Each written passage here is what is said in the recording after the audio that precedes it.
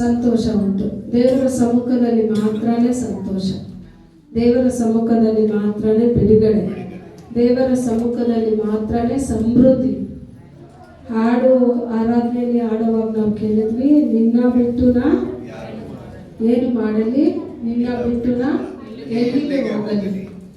ಈ ವಚನ ಎಲ್ಲಿದೆ ಅಂತ ಗೊತ್ತಾ? ಇದು ನಾವು ಹಾಡಾಡ್ತೀವಿ, ನಿನ್ನ ಬಿಟ್ಟು ನಾ ಎಲ್ಲಿಗೆ ಹೋಗಲಿ, ನಿನ್ನ ಬಿಟ್ಟು ನಾ ಏನು ಮಾಡಲಿ. ಇದನ್ನ ಯೇಸು ಸ್ವಾಮಿ ಒಂದು ಪ್ಯಾರಬಲ್ಸ್ ಅಲ್ಲಿ ಹೇಳಿದ್ರು, ನನ್ನ ಬಿಟ್ಟು ನಿನ್ನಿಂದ ಏನು ಮಾಡೋಕ್ಕೆ ಸಾಧ್ಯ ಇಲ್ಲ, ನೀನು ನನ್ನ ಜೊತೆ ಇದ್ರೆ ಮಾತ್ರನೇ ನೀನೆಲ್ಲ ಮಾಡೋಕ್ಕೆ ಸಾಧ್ಯ. ಏನು ಜ್ಞಾಪಕ ಬಂತ ವಚನ ಎಲ್ಲಿದೆ ಅಂತ? ಯೋಹಾನ, ನಿಮ್ಮ ತಲೆಯಿಂದ ಇದನ್ನ ತೆಗಿಲೇಬೇಡಿ. ಯೋಹಾನ 15ನೇ ಅಧಿಕಾರ ನೀವು ಓದೋದಾದ್ರೆ ಅದರಲ್ಲಿ ಹೇಳಲ್ಪಡುತ್ತೆ, ನನ್ನನ್ನು ಬಿಟ್ಟು ನಿಮ್ಮಿಂದ ಏನು ಮಾಡೋಕ್ಕೆ ಸಾಧ್ಯ ಇಲ್ಲ. ಆತನನ್ನು ಬಿಟ್ಟು ನಮ್ಮಿಂದ ಏನು ಮಾಡೋಕ್ಕೆ ಸಾಧ್ಯ ಇಲ್ಲ.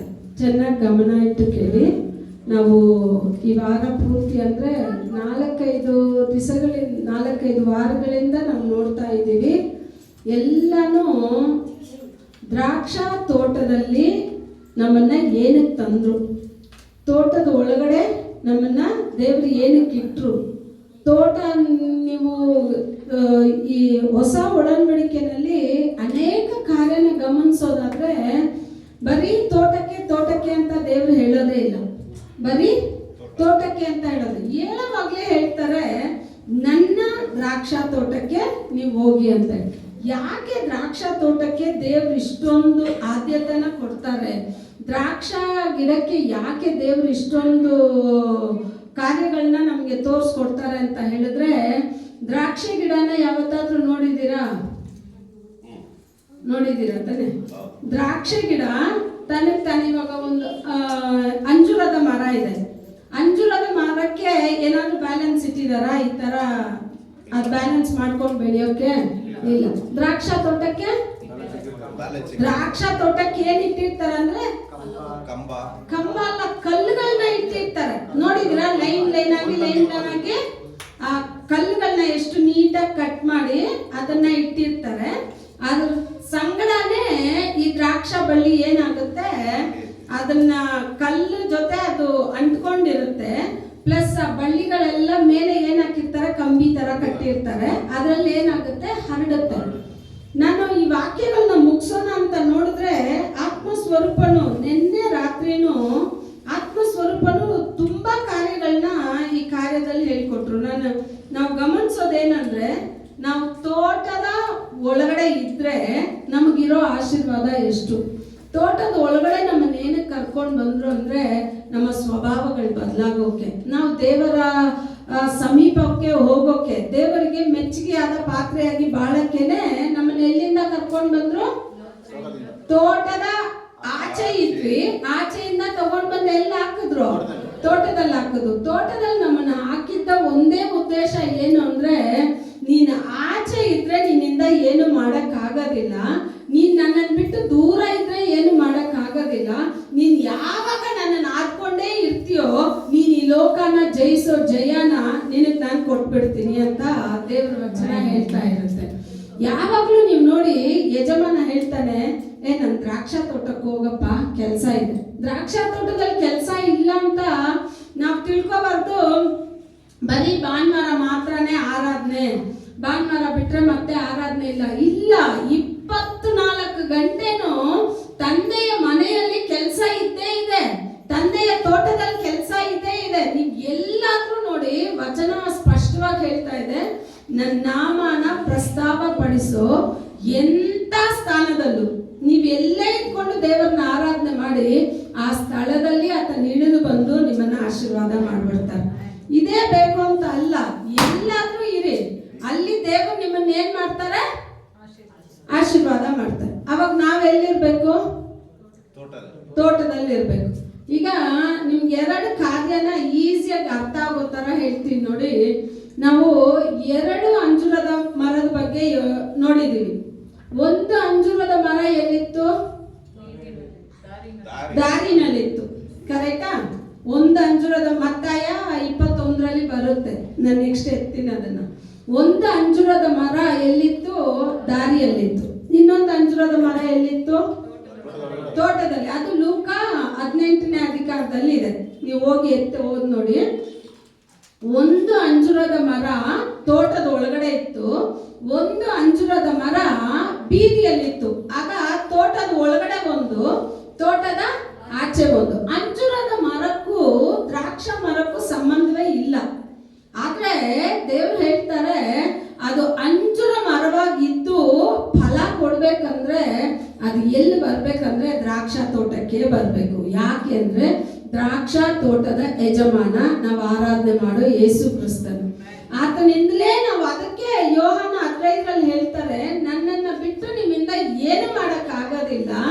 ದ್ರಾಕ್ಷೆ ಬಳ್ಳಿ ಯಾವ ರೀತಿ ಆ ಗಿಡವನ್ನ ಸಪೋರ್ಟ್ ಮಾಡಿ ಬೆಳೆಯುತ್ತೋ, ನೀವು ನನ್ನಲ್ಲಿ ನಾನು ನಿಮ್ಮಲ್ಲಿ ಇದ್ರೆ ಮಾತ್ರನೇ ಏನ್ ಕೊಡೋಕ್ ಸಾಧ್ಯ? ಫಲ ಕೊಡೋಕ್ ಸಾಧ್ಯ.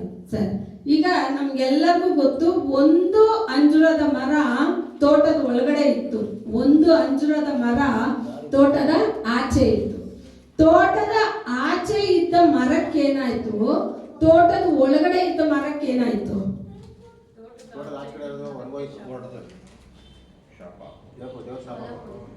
ಸರಿ, ಆದ್ರೆ ಇದೆರಡರಲ್ಲೂ ನೋಡಿ, ಎರಡು ಅಂಜೂರದ ಮರವು ನೋಡಕ್ಕೆ ತುಂಬಾ ಸಮೃದ್ಧಿಯಾಗಿತ್ತು. ಯೇಸು ಸ್ವಾಮಿ ಹೇಳ್ತಾರೆ, ಆ ಮರ ಬೆಳೆದಿರೋ ಆ ಸಮೃದ್ಧಿಯನ್ನ, ಅದ್ರ ಎಲೆಗಳನ್ನ ನೋಡಿ ದೇವ್ರು ಏನ್ ಮಾಡ್ಬಿಟ್ರು, ಇದ್ರಲ್ಲಿ ಹಣ್ಣಿರುತ್ತೆ ಅಂತ ಬಂದ್ರು. ಆದ್ರೆ ಅದ್ರಲ್ಲಿ ಏನಿಲ್ಲ, ಹಣ್ಣಿಲ್ಲ. ತೋಟದಲ್ಲಿ ಒಳಗಡೆ ಇದ್ದ ಅಂಜೂರದ ಮರದಲ್ಲೂ ಏನಿಲ್ಲ, ಹಣ್ಣಿಲ್ಲ. ಎರಡರಲ್ಲೂ ಹಣ್ಣಿಲ್ಲ. ಕರೆಕ್ಟಾ? ಎರಡರಲ್ಲೂ ಹಣ್ಣಿಲ್ಲ. ಚೆನ್ನಾಗಿ ಈ ಸಾಮ್ಯಗಳನ್ನೆಲ್ಲ, ಪ್ಯಾರಬಲ್ಸ್ನೆಲ್ಲ ದೇವ್ರು ಏನಕ್ಕೆ ಬರ್ದು ನಮಗ್ ತೋರಿಸ್ತಾರೆ ಅಂದ್ರೆ, ನಾವು ಎಲ್ಲಿದ್ರೆ ನಮಗೆ ಘನತೆ ಉಂಟು, ಎಲ್ಲಿದ್ರೆ ನಾವು ಯಾವ ರೀತಿ ಇರ್ತೀವಿ ಅನ್ನೋದನ್ನ ಆತ್ಮ ಸ್ವರೂಪನು ಅಷ್ಟು ಸ್ಪಷ್ಟವಾಗಿ ನಮಗ್ ತೋರಿಸ್ಕೊಡ್ತಾರೆ. ಇವಾಗ ಅವ್ರ ತೋಟದ ಒಳಗಡೆ ಇದ್ದಿದ್ರಿಂದಲೇ ಬಲಹೀನತೆ ಬರುತ್ತೆ, ಅವಮಾನ ಬರುತ್ತೆ, ನಿಂದನೆ ಬರುತ್ತೆ. ಅದು ದೇವರೇ ಕೆಲವೊಂದು ಅನುಮತಿ ಕೊಡ್ತಾರೆ. ಯಾಕೆ ಅಂದ್ರೆ ಇಲ್ಲೇ ನಮ್ಮನ್ನ ಎಲ್ಲಾ ಕಾರ್ಯದಲ್ಲೂ ಸರಿಪಡಿಸಿ, ಸರಿಪಡಿಸಿ ತನ್ನ ರಾಜ್ಯಕ್ಕೆ ತಗೊಂತಾರೆ. ಅಲ್ಲಿ ಕೆಲವೊಬ್ರು ಏನ್ ಹೇಳ್ತಾರೆ, ಅಯ್ಯೋ ಇಲ್ಲಿ ಇರೋವರೆಗೂ ಇದ್ಬಿಟ್ಟು ಚೆನ್ನಾಗಿ ಅನುಭವಿಸೋದೆಲ್ಲ ಅನುಭವಿಸ್ಬಿಟ್ಟು ನಾಳೆ ಸತ್ ಮೇಲೆ ನೋಡ್ಕೊಂಡು, ಸತ್ ಮೇಲೆಲ್ಲ ನೋಡೋದೆಲ್ಲ ಇಲ್ಲ. ಇಲ್ಲೇ ನಮ್ಮನ್ನ ತಯಾರಿ ಪಡಿಸಿ, ಏನೇನ್ ನಮ್ಮನ್ನ ಸ್ಟಿಟ್ ಮಾಡಿ ಆತನ ರಾಜ್ಯಕ್ಕೆ ನಾವು ಫಲ ಕೊಡುವ ಮಕ್ಕಳಾಗಿ ಮಾಡೋವರೆಗೂ ಕರೆಕ್ಟ್ ಮಾಡಿ ಆಮೇಲೆ ತಗೊಂತಾರೆ. ಏನು ಕರೆಕ್ಟ್ ಮಾಡಿ ಆಮೇಲೆ ತಗೋತಾರೆ. ಹಂಗೆ ಬಿಟ್ಬಿಡಲ್ಲ ದೇವ್ರು. ನೀನಿರೋ ಇದ್ರಲ್ಲೇ ನೀವೇ ಚೆನ್ನಾಗಿ ಯೋಚನೆ ಮಾಡಿ ನೋಡಿ. ಆದಾಮ ತೋಟದ ಒಳಗಡೆ ಇದ್ದ, ಆ ಒಳ್ಳೇದು ಕೆಟ್ಟದ್ದು ಅರಿವ ಹಣ್ಣನ್ನ ತಿಂದ, ಆಯ್ತಾ? ಅದೇ ತೋಟದಲ್ಲೇ ಜೀವ ವೃಕ್ಷನೂ ಇದೆ. ಈಗ ಅವನು ತಿಂದ ಮೇಲೆ ಪಾಪಕ್ಕೆ ಒಳಗಾದ. ಈಗ ಹೋಗಿ ಅವನು ಆ ಜೀವ ವೃಕ್ಷದ ಹಣ್ಣನ್ನ ತಿನ್ನೋಕೆ 2 ನಿಮಿಷ ಆಗಲ್ಲ. ಆದ್ರೆ ಅವನು ಅದನ್ನ ತಿಂದು ಬಿಟ್ರೆ ನಿತ್ಯದಲ್ಲಿ ಮನುಷ್ಯ ಪಾಪದಲ್ಲಿ ಜೀವಿಸ್ತಾ ಇದ್ದ. ಯಾಕಂದ್ರೆ ಜೀವ ವೃಕ್ಷದ ಹಣ್ಣು ಪಾಪದಲ್ಲಿ ಇರೋವಾಗ್ಲೇ ಅವನಿಗೆ ಹೋಯ್ತು ಅಂತ ಹೇಳಿದ್ರೆ ಅವನ ಪಾಪ ನಿವಾರಣೆ ಆಗ್ತಾ ಇರ್ಲಿಲ್ಲ. ದೇವ್ರು ಎಷ್ಟು ಕೃಪೆ ಉಳ್ಳ ದೇವ್ರು, ಅವನ್ನ ತೋಟದಿಂದ ಕಳಿಸೋವಾಗ್ಲೇನೆ ವಾಗ್ದಾನ ಮಾಡಿ ಕಳಿಸ್ತಾರೆ, ನಿನಗೋಸ್ಕರ ನಾನು ಬಲಿದಾನ ಆಗಿ ನಿನಗೋಸ್ಕರ ಈ ಜೀವ ವೃಕ್ಷದ ಹಣ್ಣನ್ನ ನಾನೇ ನಿನಗೆ ದಯಪಾಲಿಸ್ತೀನಿ ಅಂತ ಹೇಳಿ ಆತನನ್ನ ತೋಟದಿಂದ ಆಚೆ ಕಳಿಸ್ತಾರೆ. ಕರೆಕ್ಟಾ? ಆಗ ಈಗ ನಾವು ನೋಡಿದ್ವಿ, 2 ಅಂಜೂರದ ಮರನೂ ತುಂಬಾ ಸಮೃದ್ಧಿಯಾಗಿದೆ, 2 ಏನಿಲ್ಲ ಅಂದ್ರೆ ಹಣ್ಣಿಲ್ಲ. ಆಚೆ ಇದ್ದ ಅಂಜೂರದ ಮರ ನೀವೇ ಹೇಳಿದ್ರಿ, ಏನಾಯ್ತು? ಒಣಗೋಕೆ, ಒಂದ್ ಮರ ಒಣಗೋಕೆ ಎಷ್ಟು ದಿವಸ ತಗೊಳುತ್ತೆ? ತುಂಬಾ ದಿವಸ. ಮರ ಮೇಲೆ ಒಣಗ್ಬೇಕು ಅಂದ್ರೆ ಫಸ್ಟ್ ಯಾವ್ದು ಸತ್ತೋಗ್ಬೇಕು? ಬೇರ್ ಸತ್ತೋಯ್ತು ಅಂದ್ರೆ ಏನಾಗುತ್ತೆ? ಇವಾಗ ನೀವು ಒಂದು ಮನಿ ಪ್ಲಾಂಟ್ ಎಲ್ಲ ಮನೇಲಿ ಇಟ್ಟಿರ್ತೀರಲ್ಲ, ನೀವು ಹೋಗಿ ನೋಡಿ, ಮನಿ ಪ್ಲಾಂಟ್ ನೀರಲ್ಲೇ ಇರುತ್ತೆ. ಬೇರೆ ಮಣ್ಣಲ್ಲಿ ಇಟ್ಟಿರೋ ಚಿಕ್ಕ ಚಿಕ್ಕ ರೋಸ್ ಗಿಡನ ಅದು ಇದು ಏನಾದ್ರೂ ನೋಡಿ, ಅದು ನೀರು ಉಯ್ದಿಲ್ಲ ಅಂದ್ರೆ ಎಲೆಗಳೆಲ್ಲ ಬಾಡೋಗಿರುತ್ತೆ. ಕರೆಕ್ಟಾ? ನೀವು ಹೋಗಿ ಒಂದು ಮಗ್ ನೀರ್ ಹಾಕಿದ ತಕ್ಷಣನೇ ಆ ನೀರನ್ನ ಡೈರೆಕ್ಟ್ ಆಗಿ ಎಲೆ ತಗೊಳ್ಳೋದಿಲ್ಲ. ಅದು ಫಸ್ಟ್ ನೀರನ್ನ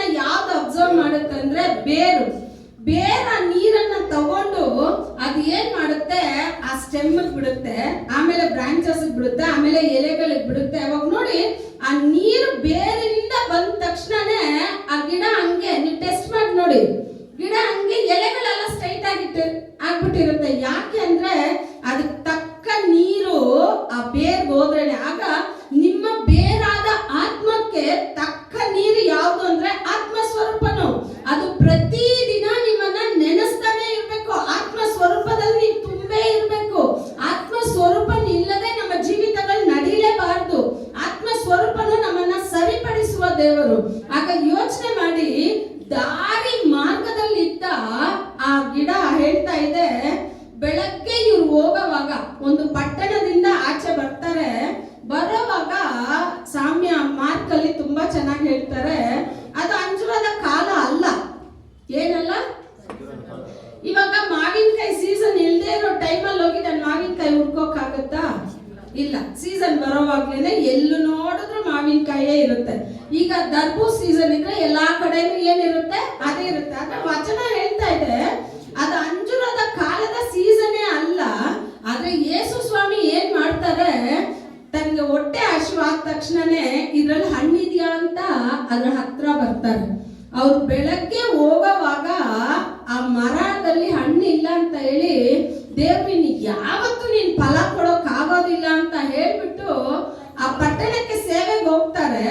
ಮಾರನೇ ದಿವಸ ಬರ್ತಾರೆ. ಒಂದೇ ದಿವಸ, 2 ದಿವಸ 3 ದಿವಸ ಅಲ್ಲ, ಒಂದೇ ದಿವಸ ಬರ್ತಾರೆ. ಶಿಷ್ಯರು ಹೇಳ್ತಾರೆ, ಏನ್ ಈ ಮರ ಇಷ್ಟು ಬೇಗ ಒಣಗೋಯ್ತು, ಸತ್ತೋಯ್ತು. ಮರದಲ್ಲಿ ಏನ್ ಸತ್ತೋಯ್ತು? ಬೇರೆ ಸತ್ತೋಯ್ತು. ಈ ಮರ ಎಲ್ಲಿದ್ದು ಮರ? ಆಚೆ, ತೋಟದ ಒಳಗಡೆ ಇಲ್ಲ, ತೋಟದ ಆಚೆ. ಇವಾಗ ತೋಟದ ಒಳಗಡೆ ಇರೋ ಮರ ಲೂಕಾ ಚಾಪ್ಟರ್ ಅಲ್ಲಿ ಹೇಳ್ತಾ ಇದೆ, ಆ ಮರದಲ್ಲೂ ಹಣ್ಣಿಲ್ಲ. ಆದ್ರೆ ತೋಟಗಾರ ಹೇಳ್ತಾನೆ, ಇದು ನೆಲಾನು ಕೆಡಿಸ್ತಾ ಇದೆ. ಓದಿ ಲೂಕಾ 18, ಲೂಕಾ 13, ಲೂಕಾ 13 7ನೇ ವಚನ ಓದಿ. ಹಣ್ಣನ್ನು ಹುಡುಕುತ್ತಾ ಬಂದನು, ಸಿಕ್ಕಲಿಲ್ಲ. ಬಳಿಕ ಅವನು ತೋಟ ಮಾಡುವವನಿಗೆ, ನೋಡು, ನಾನು 3 ವರ್ಷದಿಂದಲೂ ಈ ಅಂಜೂರದ ಮರದಲ್ಲಿ ಹಣ್ಣನ್ನು ಹುಡುಕುತ್ತಾ ಬಂದಿದ್ದೇನೆ, ಆದರೂ ನನಗೆ ಸಿಕ್ಕಲಿಲ್ಲ. ಇದನ್ನು ಕಡಿದು ಹಾಕು, ಇದರಿಂದ ಭೂಮಿಯು ಯಾಕೆ ಬಂಜೆಯಾಗಬೇಕು ಎಂದು ಹೇಳಿದನು. ಆದರೆ ತೋಟ ಮಾಡುವವನು, ಅಯ್ಯ, ಈ ವರ್ಷವೂ ಇದನ್ನು ಬಿಡು, ಅಷ್ಟರಲ್ಲಿ ನಾನು ಇದರ ಸುತ್ತಲೂ ಅಗೆದು ಗೊಬ್ಬರ ಹಾಕುತ್ತೇನೆ. ಮುಂದೆ ಹಣ್ಣು ಬಿಟ್ಟರೆ ಸರಿ, ಇಲ್ಲದಿದ್ದರೆ ಇದನ್ನು ಕಡಿದು ಹಾಕಬಹುದು ಎಂದು ಉತ್ತರ ಕೊಟ್ಟನು. ಫಸ್ಟ್ ಯಜಮಾನ ಹೇಳ್ತಾರೆ, ಇದು ಹಣ್ಣು ಕೊಡ್ತಾ ಇಲ್ಲ, ಇದನ್ನ ಏನ್ ಮಾಡು, ಕಡಿದಾಕು. ಇವಾಗ ಸಪೋರ್ಟ್ ಯಾರು ಮಾಡ್ತಾ ಇರೋದು ಅದಕ್ಕೆ? ತೋಟಗಾರ. ತೋಟಗಾರ ಯಾರು ಅಂತ ಹೇಳಿದ್ರೆ ಯೇಸು ಸ್ವಾಮಿನೇ ತೋಟಗಾರ. ಯೇಸು ಸ್ವಾಮಿ ಹೇಳ್ತಾರೆ, ಅಪ್ಪ ಇನ್ನು 1 ವರ್ಷ ಕೊಡು. ಇವಾಗ ಯಜಮಾನ ಎಷ್ಟು ವರ್ಷ ಕಾಯ್ತಾ ಇದ್ದಾರೆ? 3 ವರ್ಷ ಕಾಯ್ತಾ ಇದ್ದಾರೆ. ನಮ್ ಲೆಕ್ಕದ ಪ್ರಕಾರ 3 ವರ್ಷ ಹಂಗೆ. ಆದ್ರೆ ದೇವ್ರ ಲೆಕ್ಕ 1 ವರ್ಷ 1 ದಿನ ಕಳೆದಂಗೆ. ದೇವ್ರ ಲೆಕ್ಕ ಏನು? 1 வருஷ 1000 நாள் ஆகாமிய கூடாரத்தில் வாசம் பண்ணுவதை காட்டிலும் ஒரு நாள் உம்முடைய பிரகாரங்களில் செல்லுவது நல்லது. ಲೋಕದಲ್ಲಿ 1000 ವರ್ಷ ನಾನು ಇದ್ರೂನು ನಿನ್ನ ಮನೆಯಲ್ಲಿ ಕಳೆಯುವ 1 ದಿವಸ ನನಗೆ ಜೀವಂತವಾದ ದಿವಸ ಅಂತ ದಾವೀದನು ಹೇಳ್ತಾರೆ. ಆಗ ಯೋಚನೆ ಮಾಡಿ, ಈಗ ಮೊದಲು ತೋಟದ ಯಜಮಾನ ಹೇಳ್ತಾರೆ, ಇದನ್ನ ಕಡ್ದಾಕು. ಇದು ಯಾಕೆ ಇದು ಸ್ಥಳಾನು ಬಂಜೆ ಮಾಡ್ತಾ ಇದೆ? ಇದು ಹಣ್ಣು ಕೊಡಲ್ಲ. ಏನ್ ಮಾಡ್ತಾರೆ? ಇದು ಹಣ್ಣು ಕೊಡಲ್ಲ, ಸುತ್ತಲೂ ಇರೋರ್ನ ಹಣ್ಣು ಕೊಡಕ್ಕೆ ಬಿಡೋದಿಲ್ಲ. ಆಗ ಯೇಸು ಸ್ವಾಮಿ ಹೇಳ್ತಾರೆ, ಯಜಮಾನ್ನೆ ಇನ್ನು 1 ವರ್ಷ ಕೊಡಿ. ಏನ? ಇನ್ನು 1 ವರ್ಷ ಕೊಡಿ, ನಾನು ಅದಕ್ಕೆ ಏನೇನ್ ಮಾಡ್ಬೇಕೋ ಎಲ್ಲ ಮಾಡ್ತೀನಿ. ನಾನು ಮಾಡಾದ್ಮೇಲೇನು ಇದು ಫಲ ಕೊಟ್ಟಿಲ್ಲ ಅಂತ ಹೇಳಿದ್ರೆ ಇದನ್ನ ಏನ್ ಮಾಡ್ಬಿಡೋಣ? ಕಡ್ದಾಗ. ಇವಾಗ ಒಬ್ರು ನಮಗೋಸ್ಕರ ರೆಕಮೆಂಡೇಶನ್ ಪ್ಲೇಸ್ ಅಲ್ಲಿ ಕೂತ್ಕೊಂಡು ಏನ್ ಮಾಡ್ತಾ ಇದ್ದಾರೆ? ಪ್ರಾರ್ಥನೆ ಮಾಡ್ತಾ ಇದ್ದಾರೆ. ಹೊಸ ಒಡಂಬಡಿಕೆನಲ್ಲಿದೆ, ತಿಮೋಥೆಯನಲ್ಲಿದೆ, ಹೀಬ್ರೂನಲ್ಲಿದೆ. ಎಲ್ಲ ಯೇಸು ಸ್ವಾಮಿ ಎಲ್ಲಿದ್ದಾರೆ ಅಂದ್ರೆ ತಂದೆಯ ಬಲಗಡೆಯಲ್ಲಿ ಕೂತ್ಕೊಂಡು, ತಂದೆಯಾದ ದೇವರು ಇದು ಬೇಡ, ಇದನ್ನ ಕಡ್ದಾಕು, ಇದನ್ನ ತೆಗಿ ಅಂದ್ರೆ, ಅಪ್ಪ ಇರು 1 ವರ್ಷ ಇರ್ಲಿ, 1 ವರ್ಷ ಇರ್ಲಿ, ನನ್ನ ತೋಟಕ್ಕೆ ಕರ್ಕೊಂಡು ಬಂದಿದ್ದೀನಿ, ಅವ್ರನ್ನ ನಾನು ಏನಾದ್ರೂ ಮಾಡಿ ರೆಡಿ ಮಾಡ್ತೀನಿ, ನೀನ್ ಏನ್ ಮಾಡೋ, ಸಮಯ ಮಾತ್ರ ಕೊಡು ಅಂತ ಕೇಳ್ತಾ ಇದ್ದಾರೆ.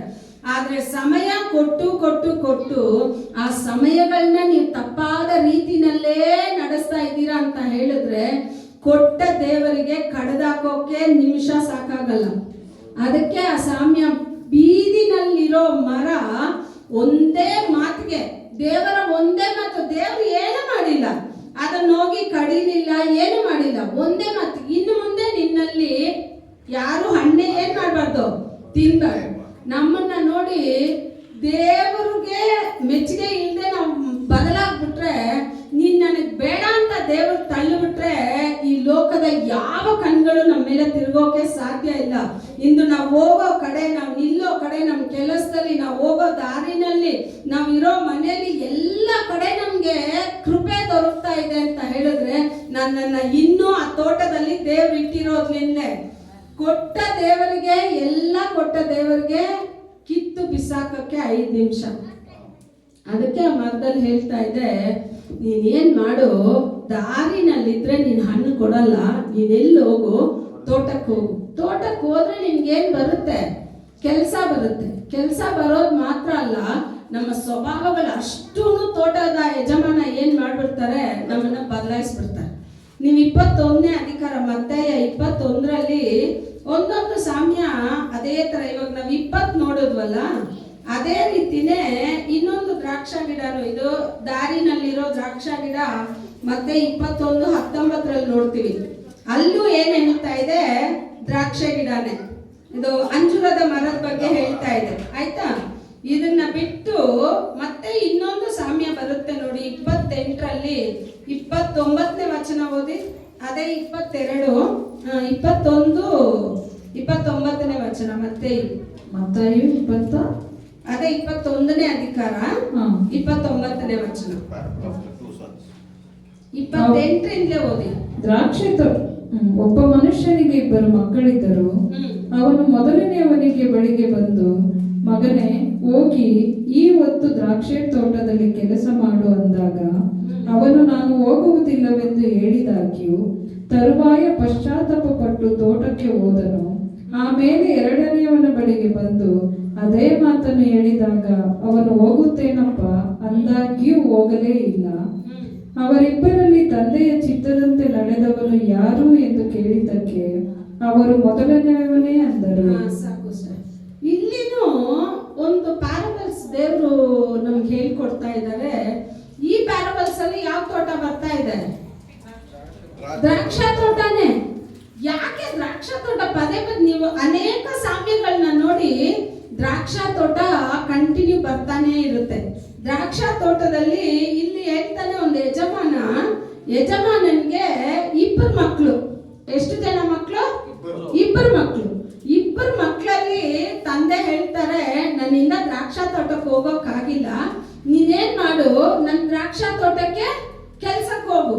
ಇವಾಗ ದೊಡ್ಡವನು ಹೇಳ್ತಾನೆ, ನನ್ಗೆ ಹೋಗೋಕ್ಕಾಗಲ್ಲ ಅಂತ ಹೇಳ್ತಾನೆ.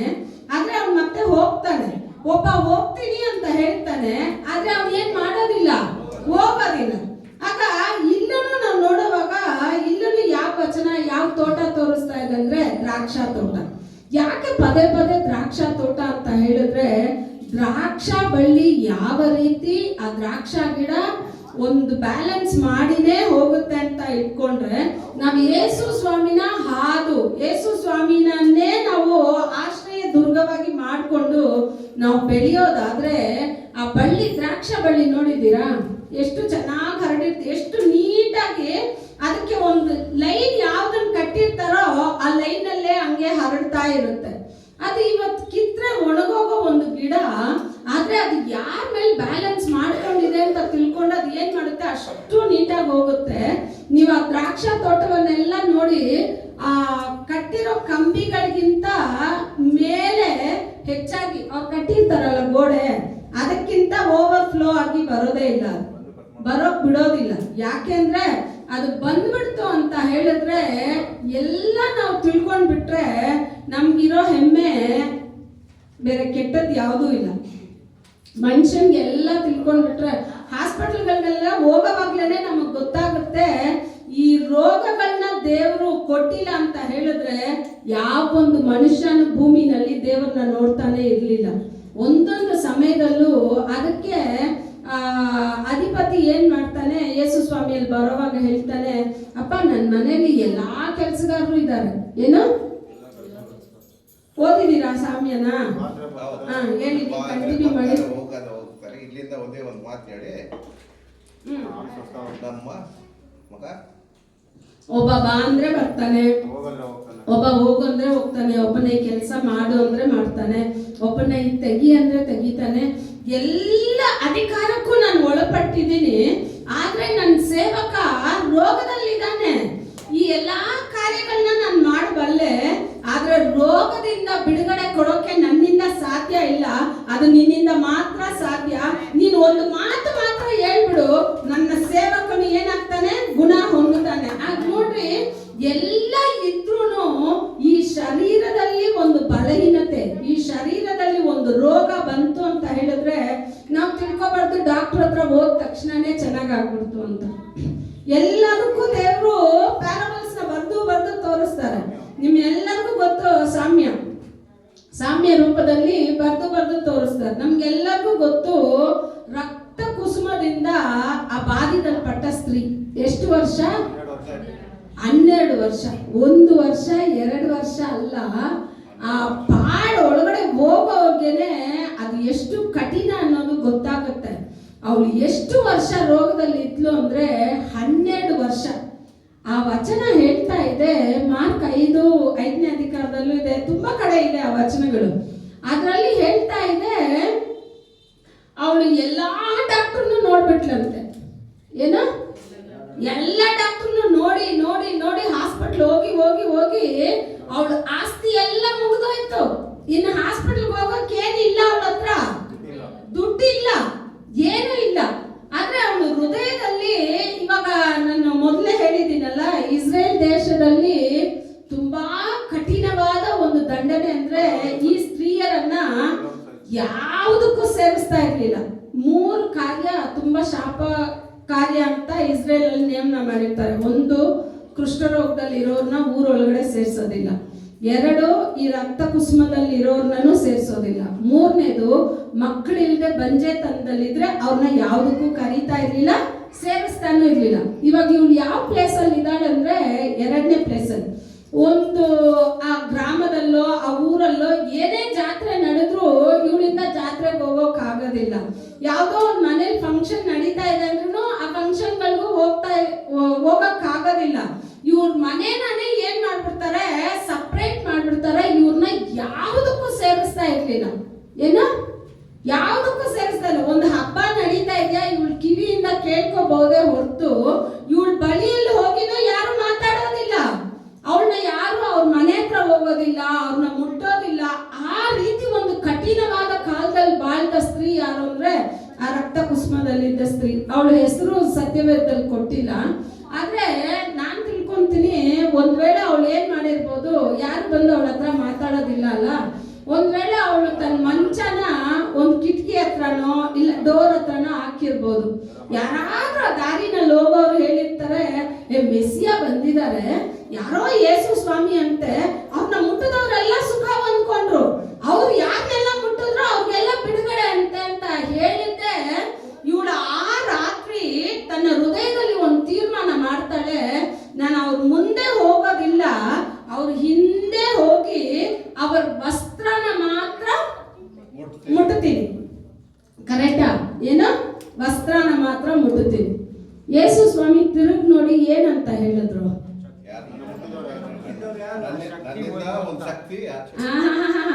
ಫಸ್ಟ್ ಏನ್ ಹೇಳಿದ್ದು ದೇವ್ರು ಗೊತ್ತಾ? ನನ್ನ ವಸ್ತ್ರನ ಮುಟ್ಟಿದ್ದು ಯಾರು? ಇವಾಗ ಯೋಚನೆ ಮಾಡಿ, ಚರ್ಚಲ್ಲಿ ಇಷ್ಟು ಜನ ಮುಗಿದ ತಕ್ಷಣ ಒಬ್ಬರನ್ನ ಒಬ್ರು ಕೈ ಕೊಡ್ತಾ ಇರ್ತೀವಿ. ಯಾರಾದ್ರೂ ಹಿಂದೆ ಬಂದು ನನ್ನ ಶಾಲ್ನ ಹಿಂಗ್ ಮುಟ್ಟಿದ್ರೆ ನನಗೆ ಗೊತ್ತಾಗುತ್ತಾ? ಇಲ್ಲ. ಯೇಸು ಸ್ವಾಮಿ ನೋಡಿ ಎಷ್ಟು ಕರೆಕ್ಟ್ ಆಗಿ ಹೇಳ್ತಾರೆ, ನನ್ನ ವಸ್ತ್ರನ ಮುಟ್ಟಿದ್ಯಾರು? ಪೇತ್ರನಿಗೆ ಸಿಟ್ಟಂದ್ರೆ ಸಿಟ್ಟು. ಏನ್ ಸ್ವಾಮಿ ನೀವು, ಲಕ್ಷ ಜನ ನಿಮ್ಮನ್ನ ನೂಗ್ತಾ ಇದ್ದಾರೆ, ಇದರಲ್ಲಿ ನಿಮ್ಮನ್ನ ಮುಟ್ಟಿದ್ ಯಾರು ಅಂತ ಕೇಳ್ತೀರಲ್ಲ ಅಂತ ಹೇಳಿ ಅವನಿಗೆ ಕೋಪ ಬರುತ್ತೆ. ಯೇಸು ಸ್ವಾಮಿ ಹೇಳ್ತಾರೆ, ಲಕ್ಷ ಜನ ನನ್ನನ್ನು ಮುಟ್ಟಿದ್ರು ಅವ್ರು ನನ್ನ ಮಹಿಮೆನ ನೋಡ್ಬೇಕು ಅಂತ ಮುಟ್ಟಿಲ್ಲ, ಏನೋ ಬಂದ್ರು ಹೋದ್ರು ಅಂತ ಇದ್ದಾರೆ. ಒಬ್ಳು ಇಷ್ಟು ಕೂಟದಲ್ಲಿ ನನ್ನ ಎತ್ತದ್ಲು, ನನ್ನಿಂದ ಮಹಿಮೆ ಹೋಗಿದ್ದನ್ನ ನಾನು ನೋಡ್ದೆ ಅಂತ ಹೇಳಿದ್ರು. ಆಗ ತೋಟದಲ್ಲಿ ಇದ್ಕೊಂಡು ನೀವು ದೇವರ ಮಹಿಮೆನ ಪ್ರತಿದಿನ ಕೇಳ್ಬೇಕು. ನಿನ್ನ ಮಹಿಮೆ, ನಿನ್ನ ಪ್ರಸನ್ನತೆ ನನ್ನ ಮೇಲೆ ಇಳಿತಾನೆ ಇರ್ಬೇಕು. ನನ್ನ ಸ್ವಭಾವಗಳು ಬದಲಾಗ್ಬೇಕು, ನನ್ನ ಕಾರ್ಯಗಳು ಬದಲಾಗ್ಬೇಕು. ನಾನು ಇರೋ ತರ ಇರಬಾರ್ದು ದೇವ್ರೆ. ನಾನು ಇರೋ ತರ ಇದ್ರೆ ನೀನ್ ನನ್ನ ಕಿತ್ತು ಬಿಸಾಕ್ಬಿಡ್ತೀಯ. ನಾನು ಬಿಸಾಕ್ಬಿಟ್ರೆ ನನ್ನ ನೋಡೋರು ಯಾರು ಇರೋದಿಲ್ಲ. ನಿಜವಾಗ್ಲೂ ಹೇಳ್ತೀನಿ, ದೇವರ ಕರದಲ್ಲಿ ನೀವಿರೋವರೆಗೂನೇ ರೆಸ್ಪೆಕ್ಟು. ದೇವರ ಕರದಲ್ಲಿ ಇಲ್ಲ ಅಂತ ತಿಳ್ಕೊಳ್ಳಿ, ಬೀದಿನಲ್ಲಿ ಹೋಗೋರು ನಮ್ಮನ್ನ ಬೈಬಿಟ್ಟು ಹೋಗ್ತಾರ ಹೋಗಲ್ವಾ? ಹೋಗ್ತಾರೆ. ಮತ್ತೆ ಎಲ್ಲೋ ಇದ್ವಿ, ಯಾರ ಕಣ್ಣಿಗೂ ನಾವು ಕಾಣಿಸ್ಲೇ ಇಲ್ಲ. ನಾನು ಪ್ರತಿ ಬಾರಿ ತಿಳ್ಕೊಂತೀನಿ, ಯಾರ ಕಣ್ಣಿಗೂ ನಮ್ಮನ್ನ ಅಷ್ಟು ಗೌರವಿಸ್ತಾನೆ ಇರ್ಲಿಲ್ಲ. ಆದ್ರೆ ಇವತ್ತು ಹುಡ್ಕೊಂಡು ಬಂದು ಪ್ರೈಸ್ ಲಾರ್ಡ್ ಹೇಳ್ಬಿಟ್ಟು ಗೌರವ ಕೊಡ್ತಾರೆ ಅಂತ ಹೇಳಿದ್ರೆ ಅದು ನಮ್ಮಿಂದ ಉಂಟಾದದ್ದಲ್ಲ, ಈ ಸತ್ಯವೇದದಿಂದ ಉಂಟಾದ ಒಂದು ಘನತೆ. ಈ ವಾಕ್ಯ ನಮ್ಮಲ್ಲಿ ಇರೋದ್ರಿಂದಲೇ ನಮಗ್ ಗೊತ್ತಿಲ್ಲದೆ ಇರೋರೆಲ್ಲ ಬಂದ್ಬಿಟ್ಟು ಏನ್ ಮಾಡ್ತಾರೆ, ಅವ್ರು ಬಂದು ಸ್ತೋತ್ರ ಹೇಳ್ಬಿಟ್ಟು ಹೋಗ್ತಾರೆ. ಆಗ ನಾವು ತಿಳ್ಕೋಬೇಕು, ಈ ವಾಕ್ಯ ನಮ್ಮಲ್ಲಿ ಇರೋದಾದ್ರೆ, ಈ ದೇವರನ್ನ ನಾನು ಆದ್ಕೊಂಡು ಬಾಳೋದಾದ್ರೆ ನಮ್ಮನ್ನ ದೇವ್ರು ಎಲ್ಲಿ ಇಡ್ತಾರೆ ಅಂದ್ರೆ ಉನ್ನತ ಸ್ಥಾನಕ್ಕೆ ಇಡ್ತಾರೆ. ಅದಕ್ಕೆ ನಾವು ಬೆಳಗ್ಗೆ ಮುಂಜಾನೆ ತಮಿಳ್ ಸರ್ವಿಸ್ ಅಲ್ಲಿ 91ನೇ ಕೀರ್ತನೆಯಲ್ಲಿ ಓದಿದ್ವಿ, ಉನ್ನತ ಮಾನವರಿನ್ ಮறைவில் இருக்கிறவன் ಸರ್ವ ವಲ್ಲವರುடைய நிழலில் தங்குவார். ಆತನ ಮರೆಯಲ್ಲಿ ನಾವು ಇರೋವಾಗ್ಲೇನೆ ಸರ್ವಶಕ್ತನ ನೆರಳು ಯಾವಾಗ್ಲೂ ನಮ್ಮನ್ನ ಆವರಿಸುತ್ತೆ. ಇವಾಗ ಬೀದಿನಲ್ಲಿರೋ ಮರಕ್ಕೆ ದೇವರ ಆ ಸರ್ವಶಕ್ತನ ನೆರಳಿಲ್ಲ. ನೆರಳಿ ಇಲ್ಲದೆ ಇರೋ ಕಾರಣಕ್ಕೇನೆ ಅದು ತೋಟದಲ್ಲಿ ಹೋಗಿ ಕೆಲಸ ಮಾಡೋ ಅಂದ್ರೆ, ತೋಟ ಎಲ್ಲ ನಾನು ನೋಡ್ಬಿಟ್ಟಿದ್ದೀನಿ. ನಾನು ಎಷ್ಟೋ ಆರಾಧನೆ ನೋಡಿ, ಕೆಲವೊಬ್ರಿಗೆ ಹೇಳಿ ಆರಾಧನೆ, ಅಯ್ಯೋ ಇದಕ್ಕಿಂತ ಡಬಲ್ ಆರಾಧನೆ ನಾನು ನೋಡಿದ್ದೀನಿ, ಇದಕ್ಕಿಂತ ಡಬಲ್ ವಚನಗಳನ್ನ ನಾನು ಕೇಳಿದ್ದೀನಿ, ಇದಕ್ಕಿಂತ ಎಷ್ಟೋ ಉಪವಾಸ ನಾನು ಮಾಡಿದ್ದೀನಿ, ಎಲ್ಲ ಮಾಡಿದ್ದೀನಿ ಅಂತ ಹೇಳಿ ನೀನ್ ರೋಡಲ್ಲೇ ಇದ್ರೆ ಅದರಿಂದ ಏನು ಲಾಭ ಇಲ್ಲ. ನಾನು ಎಷ್ಟೇ ಕಲ್ತ್ಕೊಂಡ್ರು ಅಪ್ಪ ನಿನ್ನನ್ನ ಬಿಟ್ಟು ನನ್ನಿಂದ ಏನು ಮಾಡಕ್ಕಾಗೋದಿಲ್ಲ. ನಾನು ಎಷ್ಟೇ ಉನ್ನತ ಸ್ಥಾನಕ್ಕೆ ಹೋದ್ರು ಇದು ನೀನು ನನಗೆ ಕೊಟ್ಟ ದಯೆ, ನನಗೆ ಕೊಟ್ಟ ಕೃಪೆ ಅಂತ ನೀವು ಯಾವಾಗ ನೆನೆಸ್ತಿರೋ, ನೀವು ನೋಡದೆ ಇರೋ ಅಷ್ಟು ಉನ್ನತ ಸ್ಥಾನನ ದೇವರು ನಿಮಗೆ ಕೊಡ್ತಾರೆ. ಸರಿನಾ? ಇವಾಗ ಒಂದು ಮರ ಬೆಳೆಯೋದನ್ನ ನೀವ್ ಹೆಂಗ್ ನೋಡ್ತೀರಾ?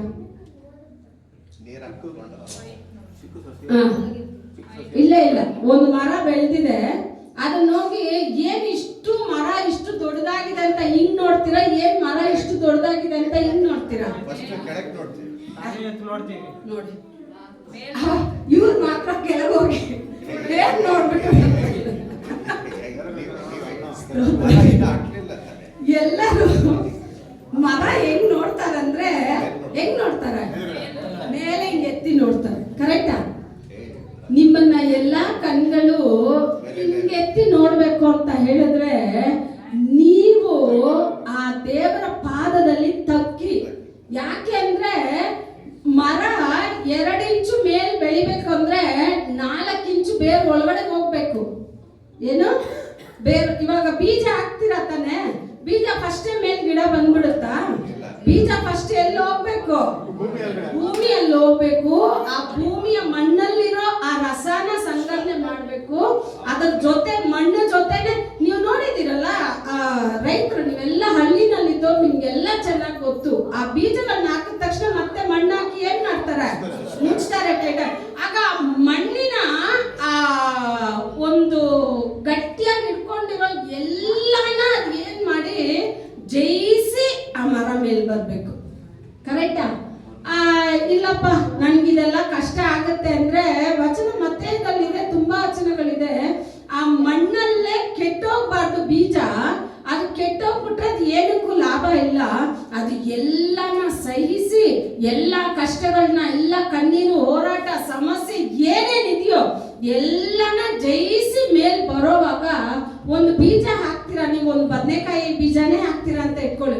ನಿಮ್ ಪಾಟಿಂದ ಬಂದ ತಕ್ಷಣ ನೀವು ಹೋಗಿ ಎಷ್ಟು ಸಲ ಹೋಗಿ ನೋಡ್ತೀರಾ, ಎಷ್ಟು ಚೆನ್ನಾಗಿ ಬಂದಿದೆ, ಎಷ್ಟು ಚೆನ್ನಾಗಿ ಬಂದಿದೆ.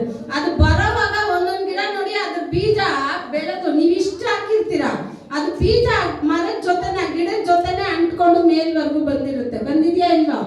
ಅವಾಗ ಅದು ಅಷ್ಟು ಸಗಸ್ಕೊಂಡು ಎಲ್ಲಿ ಬಂದಿದೆ ಮೇಲ್ ಬರುತ್ತೆ. ಅದು ಮೊದಲ್ ಮೇಲ್ ಬರ್ಬೇಕು, ಮರನ ಎಲ್ಲರೂ ತಲೆ ಎತ್ತಿ ನೋಡ್ಬೇಕು ಅಂತ ಹೇಳಿದ್ರೆ ನೀವು ದೇವರ ತೋಟದಲ್ಲಿ ಬೇರ್ ಬಿಟ್ಟು ನೆಲೆಗೊಳ್ಳುವ ಮಕ್ಕಳಾಗಿರ್ಬೇಕು. 2 ಕಾರ್ಯ, ತೋಟದ ಒಳಗಡೆ ಒಂದು ಅಂಜೂರದ ಮರ, ತೋಟದ ಆಚೆ ಇದ್ದ ಅಂಜೂರದ ಮರ. ಈ 2 ಮರದಲ್ಲಿ ಯಾರು ಆಪ್ಷನ್ ಸಿಕ್ತು? ತೋಟದ ಒಳಗಡೆ ಇದ್ರೆ ಆಪ್ಷನ್ ಉಂಟು, ಏನೋ ಒಂದು ಮಾಡಿ ಇವತ್ತಿಲ್ಲ ನಾಳೆ ರೆಡಿ ಆಗ್ತಾನೆ, ನಾಳೆ ರೆಡಿ ಆಗ್ತಾನೆ. ತೋಟದ ಬೇಲಿಯನ್ನ ತೋಟದ ಆಚೆ ತಳ್ಳಲ್ಲ ದೇವ್ರು. ಏನ್ ಮಾಡ್ಬಿಡ್ತಾರೆ, ಏಷಯ 5ನೇ ಅಧಿಕಾರ ನಿಮ್ ಮನೇಲಿ ಹೋಗಿ ಓದ್ ನೋಡಿ, ತೋಟದ ಬೇಲಿಯನ್ನ ಯೇಸು ಸ್ವಾಮಿನೇ ಕಿತ್ತಾಕ್ತಾರಂತೆ. ನನ್ನ ತೋಟಕ್ಕೆ ನಾನು ಏನ್ ಮಾಡಿಲ್ಲ, ನಾನು ಎಲ್ಲ ಮಾಡಿದ್ದೀನಿ. ನನ್ನ ತೋಟಕ್ಕೆ ಇದು ಸಿಹಿಯಾದ ಹಣ್ಣನ್ನ ಕೊಡುತ್ತೆ ಅಂತ ನಾನು ಇದ್ರ ಹತ್ರ ಬಯಸಿ ಬಂದ್ರೆ ಇದು ಪ್ರತಿ ನಿತ್ಯ ನನಗೆ ಕಹಿ ಉಂಟಾಗುವ ಹಣ್ಣನ್ನು ಕೊಡ್ತಾ ಇದೆ.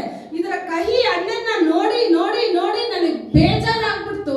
ನಾನು ಒಂದು ಕೆಲಸ ಮಾಡ್ತೀನಿ, ನಾನು ಹಾಕಿದ ಬೇಲಿನ ನಾನೇ ಕಿತ್ತು ಬಿಸಾಕ್ತೀನಿ ಅಂತ.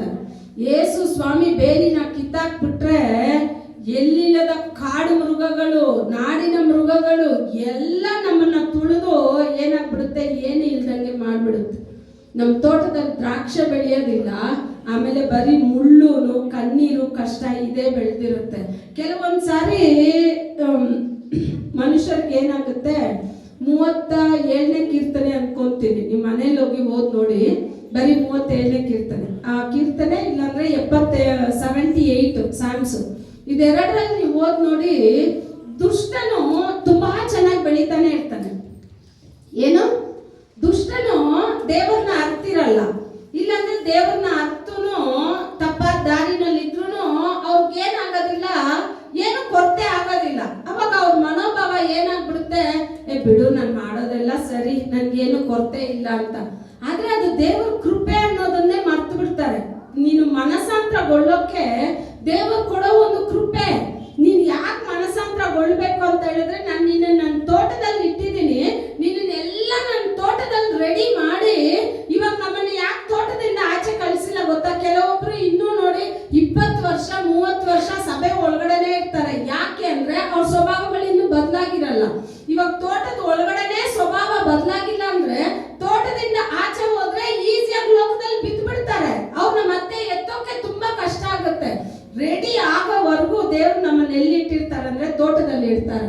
ತೋಟದಲ್ಲಿ ಇದ್ಬಿಟ್ಟು ನೋಡಿ, ಮೊದಲು ಮುಂಜಾನೆ 6 ಗಂಟೆಗೆ ಬಂದವನಿಗೆ ಮೊದಲು ಸಂಬಳ ಕೊಟ್ಟಿಲ್ಲ, 1 ಅವರ್ ಮಾಡಿದವನಿಗೆ ಮೊದಲು ಸಂಬಳ ಕೊಟ್ಟು ಆಚೆ ಕಳಿಸ್ತಾರೆ. ಯಾಕೆ? 1 ಅವರಲ್ಲಿ ಮಾಡ್ದ, ನೆಕ್ಸ್ಟ್ ಆಚೆ ಕೆಲ್ಸಕ್ಕೆ ಹೋಗೋಕು ಅವನ್ ತಯಾರಿ ಆದ, ದೇವ್ರು ಕಳಿಸಿದ್ರು ಆಚೆ. ನಮ್ಮನ್ನು ತೋಟದಿಂದ ಆಚೆ ದೇವ್ರೇ ಕಳಿಸ್ಬೇಕು.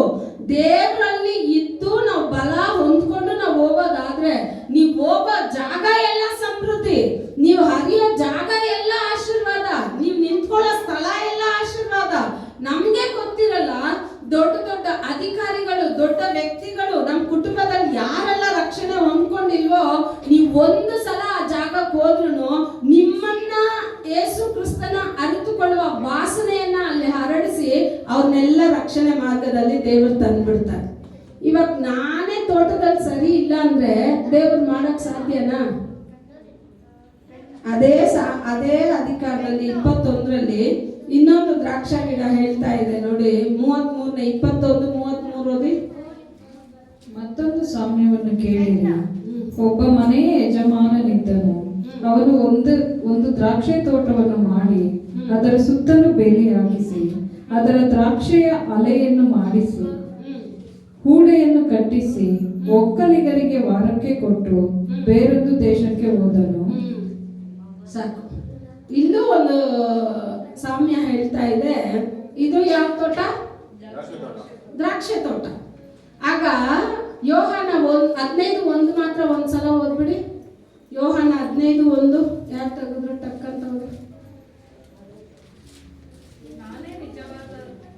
ನಾನೇ ನಿಜವಾದ ದ್ರಾಕ್ಷಿ ಬಳ್ಳಿ, ನನ್ನ ತಂದೆ ತೋಟಗಾರನು. ನನ್ನಲ್ಲಿದ್ದು ಫಲ ಕೊಡದಿರುವ ಪ್ರತಿಯೊಂದು ಕೊಂಬೆಯನ್ನು ಆತನು ತೆಗೆದು ಹಾಕುತ್ತಾನೆ. ದ್ರಾಕ್ಷ ಬಳ್ಳಿ ದ್ರಾಕ್ಷಾ ತೋಟ ಯಾರು? ತಂದೆ. ತಂದೆ.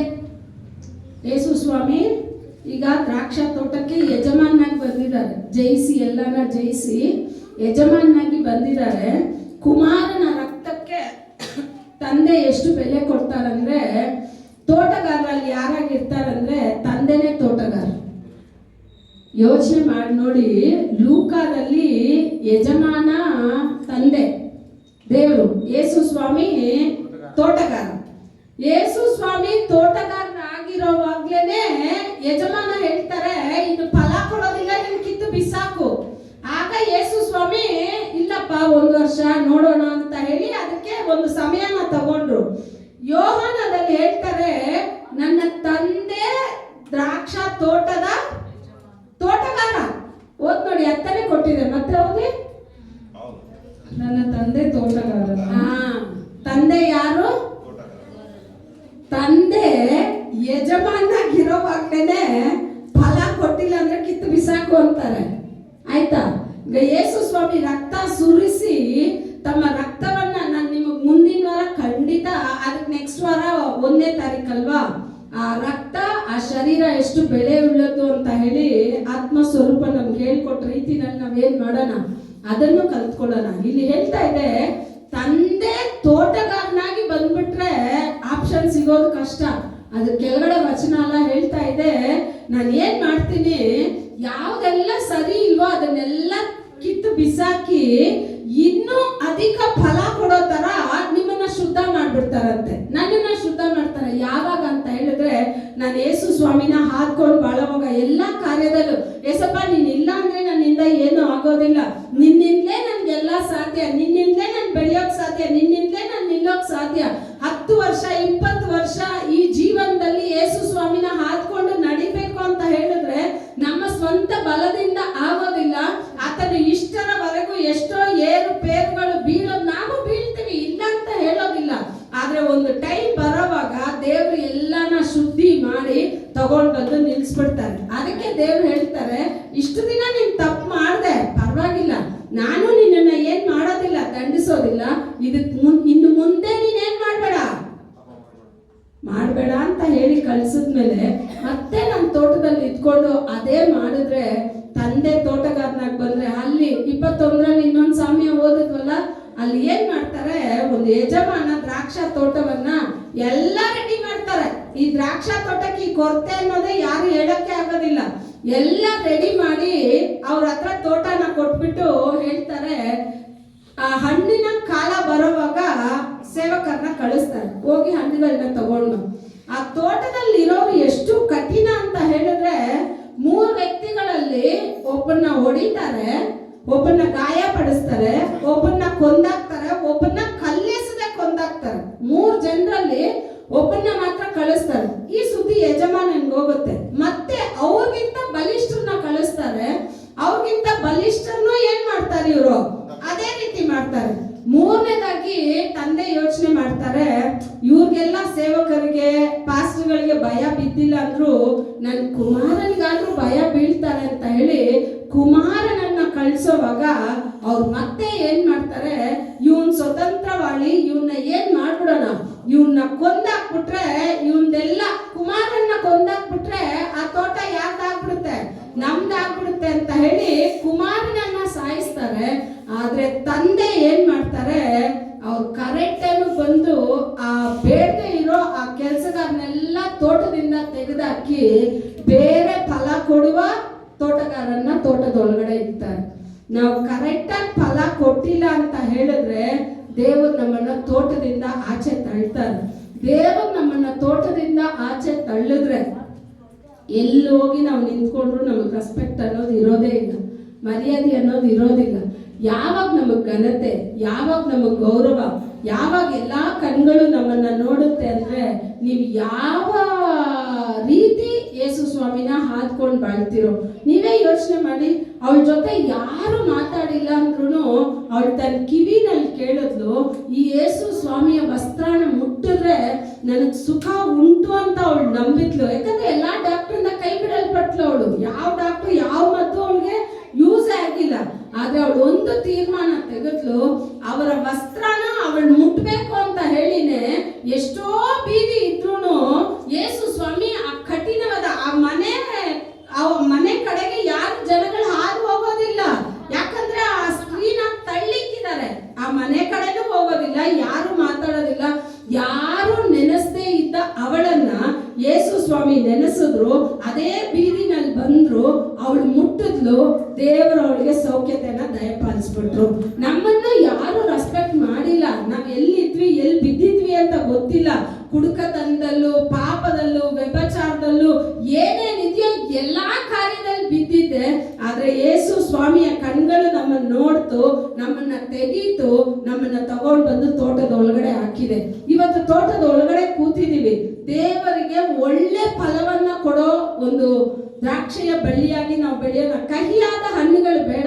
ನಮ್ಮನ್ನ ಉಂಟು ಮಾಡಿ ನಮ್ಗೆ ಹುಡ್ಕೊಂಡು ಬಂದು ರಕ್ಷಣೆ ಕೊಟ್ಟ ದೇವರು. ನೀವೇ ಯೋಚನೆ ಮಾಡಿ, ಮನುಷ್ಯನ ಸೃಷ್ಟಿ ಮಾಡೋಕ್ ಮುಂಚೆನೆ ಎಫೆಸಿಯರ್ 1ನೇ ಅಧಿಕಾರ 4ನೇ ವಚನ ಹೇಳ್ತಾ ಇದೆ. ಮನೇಲಿ ಹೋಗೋದು ನೋಡಿ ನೀವು, ಅದ್ರಲ್ಲಿ ಹೇಳ್ತಾ ಇದೆ, ಲೋಕ ಉತ್ಪತ್ತಿಗೆ ಮುಂಚೆ ಕ್ರಿಸ್ತನಲ್ಲಿ ಆತನು ನನಗೋಸ್ಕರ ಜಡಿಯಲ್ಪಟ್ಟನು ಅಂತ ಹೇಳ್ತಾ ಇದೆ. ಲೋಕ ಉತ್ಪತ್ತಿಗೆ ಮುಂಚೆ. ಆಗ ನನ್ನ ಸೃಷ್ಟಿಗಿಂತ ಮೊದಲೇ ನನ್ನ ರಕ್ಷಣೆನ ನೋಡಿದ ದೇವರು. ನನ್ನ ಬೀಳುವಿಕೆಗಿಂತ ಮುಂಚೆನೆ ನನ್ನನ್ನ ಒಂದು ರಕ್ಷಣೆ ಮಾಡಬೇಕು ಅಂತ ಹೇಳಿ ಆತನು ಹುಡುಕಿ ಬಂದು ನಮ್ಮನ್ನ ರಕ್ಷಣೆ ಮಾಡಿದ್ದಾರೆ. ಆಗ ನನ್ನ ಸೃಷ್ಟಿಗಿಂತ ನಾನು ಬೀಳ್ತೀನಿ ಅಂತ ಗೊತ್ತು, ನನಗೆ ಹುಡುಕಿ ಆದಿಯಲ್ಲೇ ನನ್ನ ರಕ್ಷಣೆನ ಇಟ್ಟ ದೇವರಿಗೆ ನಾವು ಸಿಹಿಯಾದ ಹಣ್ಣನ್ನು ಕೊಡ್ತೀವ, ಇಲ್ಲ ಕಹಿಯಾದ ಹಣ್ಣನ್ನು ಕೊಡ್ತೀವ, ಮತ್ತೆ ಮತ್ತೆ ಆತನ ಹೃದಯನ ನೋಯಿಸ್ತೀವ ಅಂತ ನಮ್ಮನ್ನೇ ನಾವು ಶೋಧನೆ ಮಾಡೋಣ. ಅಪ್ಪ, ನನ್ನ ತೋಟದ ಆಚೆ ಇದ್ರೆ ನನ್ ಫಲ ಕೊಡೋಕ್ ಆಗೋದಿಲ್ಲ, ನನ್ನ ತೋಟದ ಒಳಗಡೆ ಇಟ್ಟಿದ್ಯಾ, ನಾನು ಇನ್ನೂ ನಿನಗೆ ಫಲ ಕೊಡ್ಬೇಕು, ಇನ್ನೂ ನೀನ್ ಬಯಸುವ ಹಣ್ಣುಗಳು ನನ್ನಲ್ಲಿ ಉಂಟಾಗ್ಬೇಕು, ನೀನ್ ಬಯಸುವ ಗುಣಗಳು ನನ್ನಲ್ಲಿ ಉಂಟಾಗ್ಬೇಕು ಅಂತ ಹೇಳಿ ನೀವೆಲ್ಲ ಯೇಸು ಸ್ವಾಮಿ ಹತ್ರ ನಿಮ್ಮನ್ನೇ ನೀವು ಅರ್ಪಿಸಿಕೊಡಿ. ಹೇಳಿ ದೇವರಲ್ಲಿ, ನಿನ್ನನ್ನು ಬಿಟ್ಟು ನನ್ನಿಂದ ಏನು ಮಾಡಕ್ ಆಗೋದಿಲ್ಲಪ್ಪ, ನೀನ್ ಇಲ್ದೆ ನನ್ನಿಂದ ಬಾಳಕ್ಕೂ ಆಗೋದಿಲ್ಲ, ನೀನ್ ಇಲ್ದೆ ನನ್ ಫಲ ಕೊಡೋಕ್ ಆಗೋದಿಲ್ಲ, ನೀನ್ ಇಲ್ದೆ ನನ್ ಸಂತೋಷವಾಗಿರಕ್ ಆಗೋದಿಲ್ಲ, ನೀನ್ ಇಲ್ದೆ ನನ್ ಸಮೃದ್ಧಿಯಾಗಿರಕ್ ಆಗೋದಿಲ್ಲ. ಏನೇ ಇದ್ರು ಅದಕ್ಕೆ ಆಗ ಓಸಿಯಾದಲ್ಲ ಆಗ ಇದೆಲ್ಲ ಹೇಳಿರುತ್ತೆ, ದ್ರಾಕ್ಷಾಲತ ಆಮೋಸಲ್ಲಿ ದ್ರಾಕ್ಷಾಲತ ಫಲ ಕೊಡ್ಲಿಲ್ಲ ಅಂದ್ರೂ ಸರಿ, ಹಟ್ಟಿಯಲ್ಲಿ ಕುರಿಗಳು ದನ ಇಲ್ಲ ಅಂದ್ರೂ ಸರಿ, ಸ್ನೇಹಿತರು ನನ್ನನ್ನು ಬಿಟ್ಟು ಹೋದ್ರು ಸರಿ, ಪ್ರಾಣವಿಂತ ನನ್ನ ಬಿಟ್ಟರು ಹೋದ್ರು ಸರಿ, ಯಾರಿದ್ರು ಸರಿ ಇಲ್ಲ ಅಂದ್ರೂ ಸರಿ, ನನ್ನ ಸಂತೋಷ ನನ್ನ ನೆಮ್ಮದಿ ನಿನ್ನಲ್ಲಿ ಮಾತ್ರ ಯೇಸು ಸ್ವಾಮಿ ಅಂತ ಹೇಳಿ ನೀವು ಯೇಸು ಸ್ವಾಮಿನ ಹಾದ್ಕೊಂಡು ನೋಡಿ. ದೇವರು ನಿಮ್ಮನ್ನ ಉನ್ನತ ಸ್ಥಾನಕ್ಕೆ ಇಡೋಕೆ ದೇವರಿಂದ ಮಾತ್ರ ಸಾಧ್ಯ. ಅವ್ರ ಕರ್ದಲ್ಲಿ ನಿಮ್ಮನ್ನ ಒಪ್ಪಿಸ್ಕೊಡಿ. ಅವ್ರು ನಿಮ್ಮನ್ನ ನನ್ನನ್ನ ನಡೆಸೋಕೆ ದೇವರು ನಮ್ಗೆ ಸಾಕಾದವರಾಗಿದ್ದಾರೆ. ದೇವರು ತಾನೇ ನಿಮ್ಮನ್ನ ಆಶೀರ್ವಾದ